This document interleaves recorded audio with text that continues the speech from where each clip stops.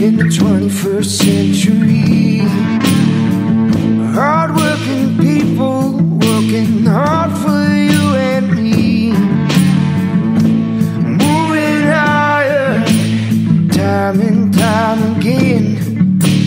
Through the years you'll find us here. Moving higher. Hello and welcome to Moving Iron Podcast. This podcast is brought to you by Dawson Tire and Wheel, your premier tire and wheel provider in North America, helping people grow. Well, this is the Moving Iron Podcast marketing edition here, and I've got Chip Nellinger on here with us. Chip, how you doing? Doing real well. Casey, how you doing? Chip is with Blue Leaf Agri-Marketing out of Morton, Illinois, and fresh new year here, and the much-awaited January crop report came around, and it was had some highlights, but it had a lot of lowlights to go with it. So, give me your recap of what you saw happen yesterday with the crop report.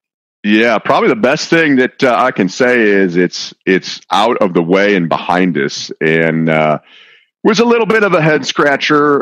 Probably a lot of information in that report, but the highlights here are crop size went up a bushel to 168 bushels per acre on corn. Went up a half a bushel on beans to 47.4. They did cut the harvested acreage a little bit. I believe it was 300,000 acres on corn, 600,000 acres on beans. So that was pretty well as expected there. I think the increase in yields, maybe took the market a little bit by surprise. Probably would have been a negative report. But then we also had quarterly stocks report out. So this is different than the ending stocks. This is stocks in all positions as of December 1st. That's in storage, on farm storage, in elevator storage, or in transport, in rail cars or barges. And those numbers, both corn and beans, were significantly lower than a year ago. They did a little bit of massaging with the corn feed residual number. They bumped that up 250 million on the balance sheet. They also messed with it a little bit from years like last year and caught it up a little bit. And so big picture, the quarterly stocks number was probably the silver lining that saved us from going lower. We had a pretty decent close on the day, Friday. Corn, at one point was 5-6 cents lower right ahead of the report and ended up 2.5 higher near the highs of the day. So pretty decent close considering all that. Beans also higher on the day. So I guess the positive it is, the quarterly stocks number gave us a little boost. The negative it is there wasn't a lot in these reports on corn or beans to say that we need to go screaming higher. So there, really didn't give the bulls or the bears a lot of ammunition. And that, in fact, may be why the corn market closed as well as it did. The funds are short about 85,000 contracts. So you look at this report, you look at where we're at on the calendar. You've got supposedly the Chinese trade deal getting signed next week, and some of the details apparently are going to be released on Wednesday.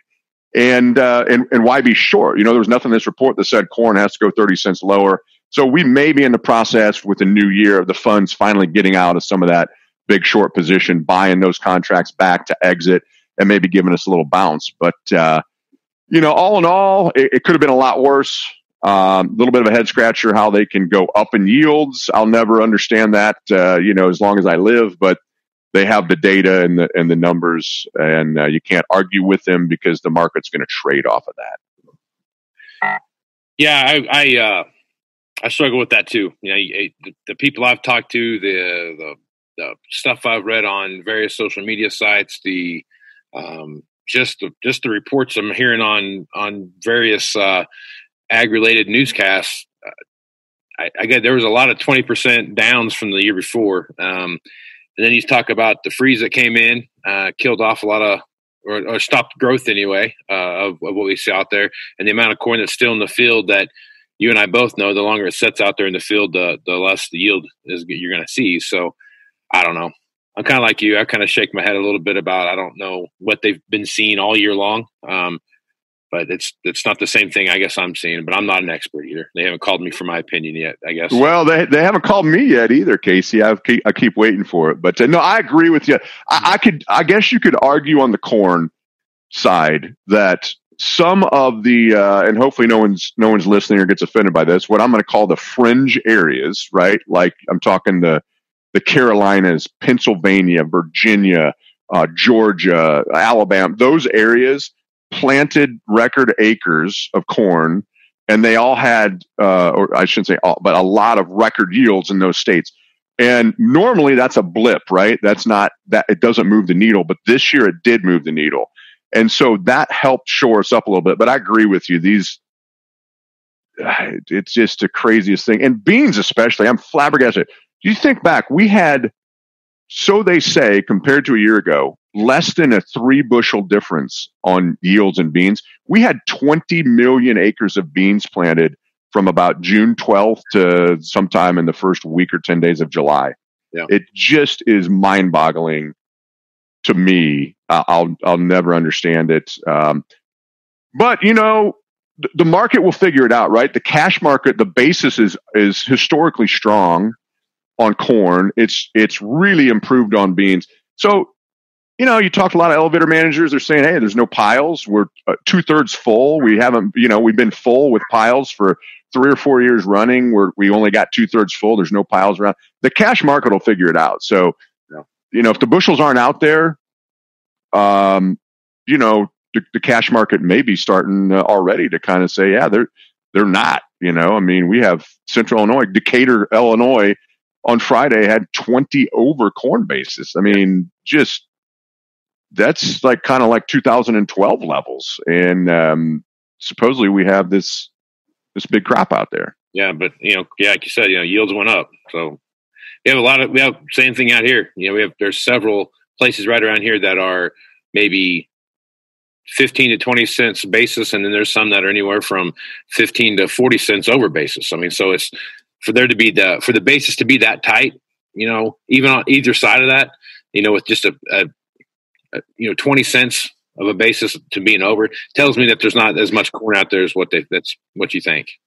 Right? Yeah, and we said that all along, right? And if they are wrong, it's a little bit frustrating because they may figure that out, but now it's going to be on future quarterly stocks reports, right? It may take till September of 20 or even the first half of 21 to adjust these quarterly stocks numbers.